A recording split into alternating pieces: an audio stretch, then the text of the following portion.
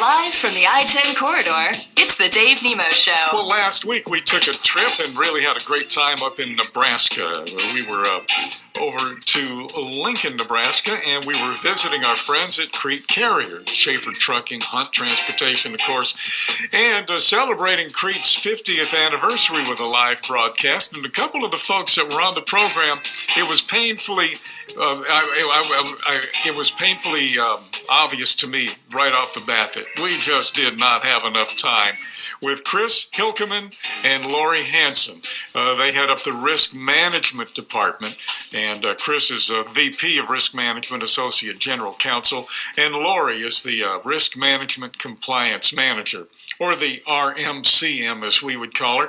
And Chris and Lori are here this morning with us on the program to kind of walk through the ELD mandate, what it means on paper, so to speak, no pun intended, and what it means in terms of what's in the box, and how do it know, and how that information is recorded.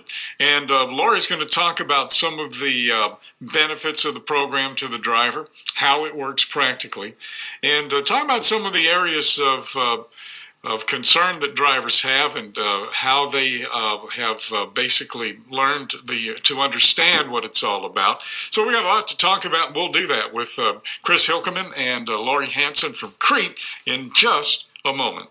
Chris, good morning to you. Welcome back to the program. Good morning, Dave. Thank you. It's nice to be on again. It's great to have you back, Chris Hilkemann. And Lori Hansson, good morning to you, and it's great to have you back with us as well. Good morning. Thank you.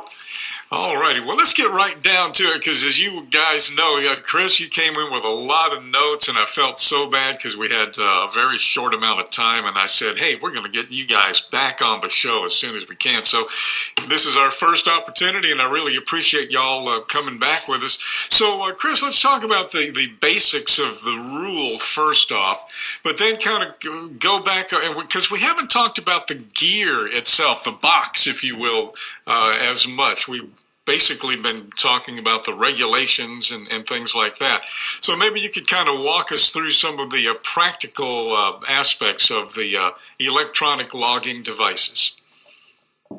Sure, absolutely.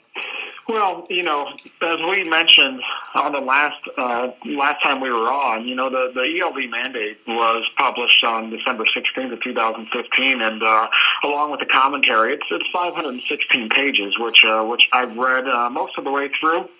But basically, what the regulation does is require four basic things. It establishes requirements for the mandatory use of ELDs by drivers that are currently required to prepare a record of duty status or ROD. It establishes minimum performance and design standards for ELDs, and we'll focus on that a little bit more this morning. It establishes requirements concerning hours of service supporting documentation, and it establishes measures to address concerns about harassment resulting from the mandatory use of ELDs. So basically, it establishes those four things. Compliance dates: if you're using a paper log as a driver or motor carrier, you're going to be required to use an ELD, no later than December 18th of 2017. But if you're currently using a compliant AOBRD, the federal government has allowed a little bit more time for you to be compliant with an ELD, and they extend that to 2 years to December 16th of 2019. The basis in this particular rule seemed to have been covered pretty completely up to and including the harassment piece. There's also a separate anti-harassment rule, not specifically for ELDs, but it seems as if harassment has been part and parcel of this discussion pretty much from the get-go.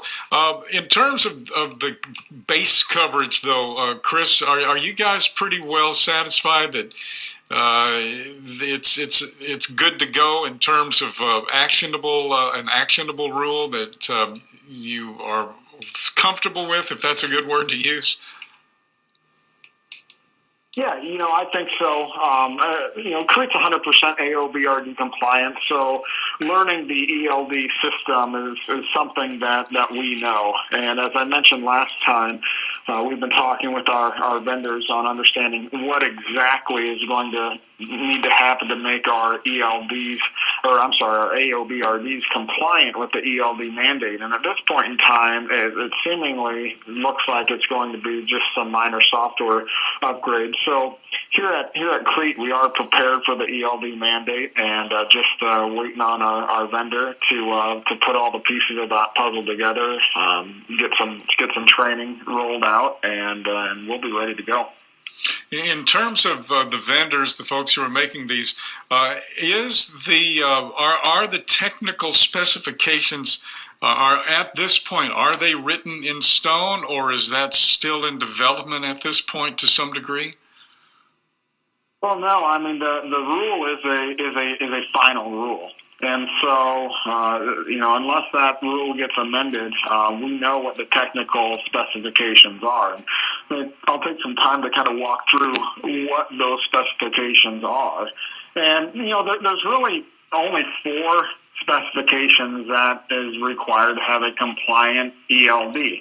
Now, I'm not a technology guy or an engineer, so I'm sure there's a lot more going on here behind the scenes, but from my standpoint, there's 4 basic requirements, and that is that an ELD is a device that connects to a truck engine, and it's able to record certain information related to a driver's hours of service status. And under the rule, those data elements that are required to be automatically recorded by the device include date, time, location information, engine hours, vehicle miles, driving time, and identification information for the driver, the vehicle, and the motor carrier. Now, these data elements that are required to be automatically recorded, they get automatically recorded when that truck is powered up or powered down, or when the driver logs into or out of the device, or when the driver indicates a change in duty status. Also, those elements are to be recorded when there's a device malfunction. That device is supposed to be able to detect when it's malfunctioning and record these data elements for help with some technical issues. The second requirement is that it's supposed to be able to record manual information, which would include annotations to an ELD record. So, for example, say a driver accidentally leaves himself on duty when he goes home over the weekend. Well, he has to change himself to off duty to accurately record his log. And so the device is going to keep an original record, but it's also going to allow the driver to annotate that record to accurately reflect his hours of service status. And so it needs to be able to record that annotation. So that's the second requirement. The third requirement is that the device be able to capture and transfer data regarding a driver's hours of service status to law enforcement. And that can be done via one of 2 options. The first option is a telematics option, which can be done wireless web service or email, or a local transfer option using USB 2.0 technology and Bluetooth technology. So in addition to that, the device has to have a display that can be shown to law enforcement officers, or be able to generate a printout to law enforcement officers. And then the fourth requirement is pretty simple. You have to register your device on the FMCSA's website, acknowledging that you are marketing a valid, compliant ELD device. Chris, thank you very much for that. Lori, in terms of drivers now using the ELDs, are going from paper, to AOBRDs or electronic ELDs. I don't want to mince acronyms here, but the driver is the user of the device. Is there a big learning curve here? Is it a small learning curve? Is it just the same thing, only different? Is that kind of the way to look at it? What we've told drivers, it's just like your paper log, except you're not using a pen. You're letting the system know what you're doing, when you stop, when you start. It records based on engine movement, and when a driver stops, the system we use is the OmniTrack system, and we also use PeopleNet for a while there, and both systems are very similar and very good. The way they're set up is when a driver starts his day, he will put himself on duty to do his pre-trip inspection and then hit the road. And as soon as he has moved 2 miles, the system goes back to when the truck first started moving and automatically puts that driver on the driving line. When they stop the truck, they want to let us know if they're going on duty, off duty, or in the sleeper berth. And throughout their day, they'll change their duty status as they need to. And at the end of the day, everything else has been done for them. The locations are in there. The mileage is in there. It's very, very easy and very hands-free. And I think drivers, once they got past the initial being worried about how it was going to look or if they were going to be able to do it, they realized that it simplifies things a lot. It takes a lot of guesswork out of it for the drivers. We've always encouraged drivers when they start with us coming in from orientation. I've talked to drivers that were very hesitant about going on e-logs if they hadn't used the system before. And I would tell drivers, you're not going to hurt it. You're not going to blow up. You're still doing paper logs while you're in the training process, so just play with it. It's just like if you get a new smartphone or your first computer. You just start clicking buttons, playing around, seeing what's there, seeing what happens. They can always back out of it and start over. Like Chris said, there's a place where they can make annotations and edits if they made a mistake. And once drivers got past the fear and just kind of started embracing it and using it, they found again that it's simple to use, and in most cases it does save them time. If they drive for 5 minutes, they show 5 minutes of driving, not 15 minutes like they would have to on a paper log. Had some drivers, coming into our system saying, I kind of sometimes would fudge on that 10-hour break a little bit because I thought maybe if I left 30 minutes early, if I needed it later because I was delayed in traffic or something, then I had it. But they were worried all day that something was going to happen, get pulled into a DOT inspection or have an accident, and then they're worried about that 30-minute flaw there. And they've come back, months later and told me that having to do it 100% legal took a lot of weight off their shoulders of worrying about how their log was going to look if they got pulled into a DOT inspection. And for those drivers that pull into a DOT inspection, one of the big benefits of the e-log system is that everything's in order. We're not having the form and format violations like we used to have if a driver forgot to add his hours, forgot to put his miles down. Another big benefit of it is, think back to the paper logs when drivers are doing that recap on the side. This happened quite a bit where a driver would work 9.5 hours, switch over to the recap and accidentally write down 6.5 hours. Well, they might be over their 70 for 4 or 5 days and not even be aware of it just because of that addition error. So the system really helps them make sure everything's correct. One fear that I hear a lot, not so much in our system anymore, but if I look around on internet forums and Facebook pages, some drivers that haven't used the system before are concerned that it's going to start causing some unsafe driving because drivers are going to be trying to beat the clock. You've got somebody on the road and they've got 4 minutes left. Well, maybe they're going to start speeding because they've got to get to the truck stop in time. And the system, once a driver does reach their available hours, it doesn't shut the truck off.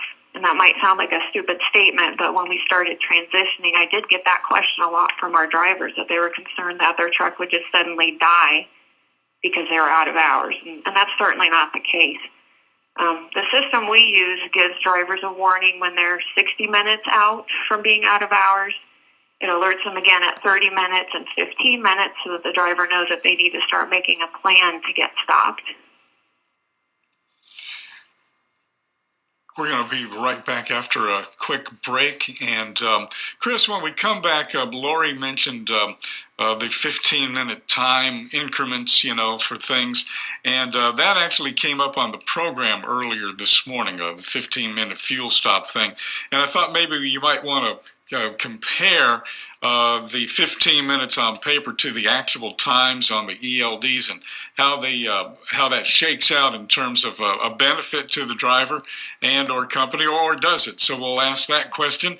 And also, Lori, I know you've had some conversations with drivers, and I'd like to find out what some of the folks out there are telling you after they've been using the ELDs for a little while. Crete Carrier with us this morning, Christopher Hilkemann, and Chris is VP of Risk Management and also Associate General Counsel, and Lori Hansson, who is the Risk Management Compliance Manager. And we'll be right back. Lori Hansson and Chris Hilkemann are with us on the program from Crete Carrier. Chris, that 15-minute block, it only takes 4 of those to make an hour. The ELD pretty much does away with those roundups, I guess you might say.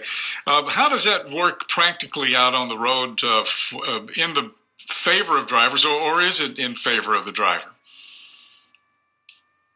Well, it's the 15-minute block came about because that's how you had to do it on the paper logs. Right. There were 15-minute increments, and that's gone away where we can track miles and hours, we can track hours, right down to the second. And so, what we tell our drivers is you log it as you do it. And the system is going to record that accurate way of doing things. So if you are at a fuel stop and it takes you 12 minutes to get fuel, the system logs it as 12 minutes. If it takes you 25 minutes to get fuel, you log it as 25 minutes. So you're not having to round up to that next 15-minute increment. So in that respect, it is saving the driver's time because they're logging it exactly the way that they're doing. And that's really the point of the system, is to keep a very accurate hours of service status. Lori, and again, one of the things you do is talk to drivers, and is there sort of a list of top 10 or top 3 things that they like about it? Are there things that they did not like about it but do now? Or are there things that they still don't like about it? How do the conversations you've had with drivers kind of shake out? Well, we have 5,000 drivers, so I'd say I have all of those examples that you just gave. But overall, the drivers are very positive towards the e-logs. They do save time. You have a day where you get stuck in traffic, there's bad weather. A driver may not be as productive that day, but that's how it would have been on the paper log as well. And overall, I have drivers telling me that having a minute-to-minute system as opposed to every 15 minutes does increase their productivity when they look at the month, the quarter, and the year overall. Another benefit to it that drivers do like is, especially for our teams, is that they want to do the split break. The system shows them exactly how to do it rather than on the paper log trying to guess and figure out how many hours did I already work, what do I gain back. Once a driver has the 2-hour break or the 8-hour break in the sleeper berth, the system tells them exactly how much time they have left to work before they have to take their next break. So that's been a good advantage for our teams, or for a driver that just wants to take a partial break so that he or she can get home.